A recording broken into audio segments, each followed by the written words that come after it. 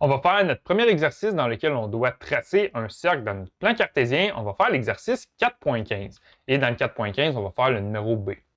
Donc, le numéro 4.15, on doit déterminer les équations canoniques de plusieurs cercles avec les informations qu'on a et on va également le tracer sur un plan cartésien.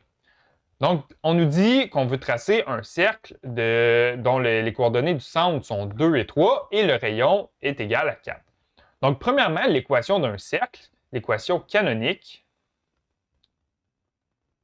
est donnée par x moins h au carré plus y moins k au carré qui est égal au rayon au carré. Et grâce aux informations qu'on a ici, les coordonnées d'un centre, les coordonnées du centre de notre cercle, on a h qui est égal à 2, on a k qui est égal à 3 et le rayon est égal à 4. Donc là, on va prendre ces informations-là, on va les remplacer dans notre équation ici. Donc, on va avoir x moins 2 au carré plus y moins k, donc y moins 3 au carré qui est égal au rayon au carré, donc 4 au carré, on a 16. Donc ça, c'est l'équation canonique de notre cercle. Ensuite, on veut tracer cette équation-là sur notre plan cartésien. Donc, on va tout d'abord tracer nos axes.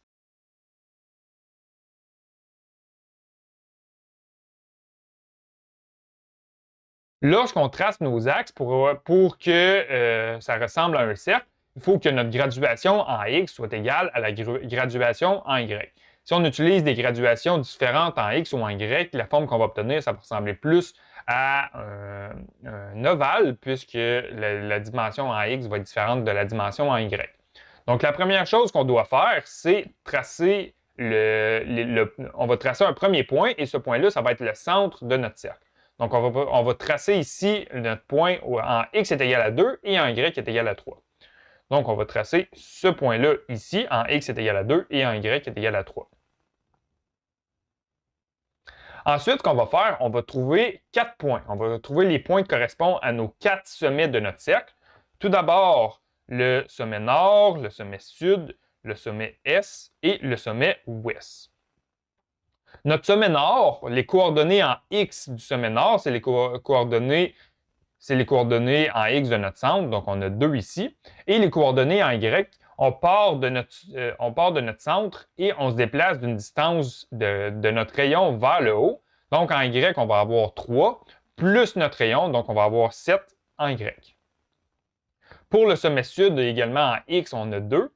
Et les coordonnées en y, on va se déplacer on part de notre centre ici et on se déplace vers le bas de la distance du rayon. Donc, on a 3 moins 4. Donc, la coordonnée en y, ça va être moins 1. Ensuite, le sommet S, on part de notre point ici et on se déplace en x dans la distance des x positifs d'une distance de notre rayon. Donc, la coordonnée en x qu'on va avoir, c'est 2 plus 4. Donc, on va avoir 6. Et la coordonnée en y, ça ne change pas. C'est les coordonnées de notre centre ici. Donc, on va avoir 3. Et finalement, en ouest, on prend notre coordonnée en x moins notre rayon, donc on va avoir moins 2 et une distance en y qui est égale à 3. Donc là, on va tracer nos 4 points sur notre plan cartésien. Donc, premièrement, le point nord, on est en x est égal à 2, en y est égal à 7, donc c'est ce point-là ici, le point nord. Le point sud, on est en 2 moins 1, donc x est égal à 2, y est égal à moins 1, c'est ce point-là ici. Pour le point S, on est en x est égal à 6, en y est égal à 3, donc c'est ce point-là ici, ça c'est le point S. Et le point ouest, on est en x est égal à moins 2, en y est égal à 3, donc ce point-là ici, c'est le point ouest. Et là, ce qu'on doit faire finalement, c'est relier nos 4 points ensemble et on va tracer un cercle qui passe par nos 4 points. Donc lorsqu'on trace notre cercle, on va obtenir quelque chose comme ça ici.